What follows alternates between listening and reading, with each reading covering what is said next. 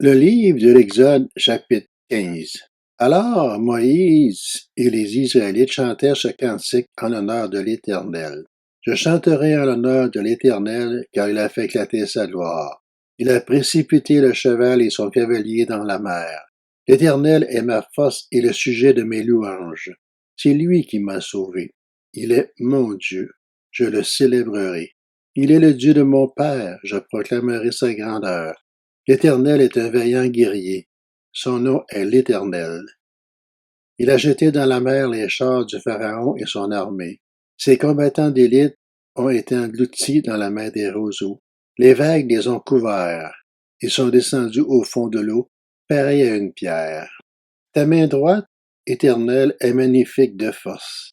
Ta main droite, Éternel, a écrasé l'ennemi.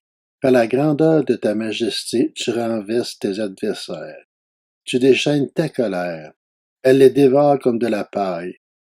Tu as soufflé et l'eau s'est rassemblée. Les courants se sont dressés comme une muraille. Les vagues se sont durcies au milieu de la mer. L'ennemi disait, je les poursuivrai, je les rattraperai, je partagerai le butin. Ma vengeance sera assouvie. Je tirerai mon épée, ma main les détruira. Tu as soufflé de ton haleine, la mer les a couverts. Elles se sont enfoncées comme du plomb dans l'eau profonde. Qui est semblable à toi parmi les dieux, Éternel? Qui est comme toi, magnifique de sainteté, redoutable, digne d'être loué, capable de faire des miracles? Tu as tendu ta main droite, la terre les a engloutis. Dans ta bonté, tu as conduit, tu as racheté ce peuple. Par ta puissance, tu le diriges vers ta sainte demeure. Les peuples l'apprennent et ils tremblent. La douleur s'empare des Philistins. Les chefs d'Édom sont épouvantés. Un tremblement s'empare des guerriers de Moab. Tous les habitants de Canaan perdent courage. La terreur et la frayeur les surprendront. Devant la grandeur de ta puissance, ils deviendront muets comme une pierre, jusqu'à ce que ton peuple soit passé. L'Éternel, jusqu'à ce qu'il soit passé, le peuple que tu as acquis. Tu les conduiras et les établiras sur la montagne de ton héritage, à l'endroit que tu as préparé pour ta demeure. Éternel, au sanctuaire, Seigneur, que tes mains ont fondé. L'Éternel régnera éternellement et à toujours.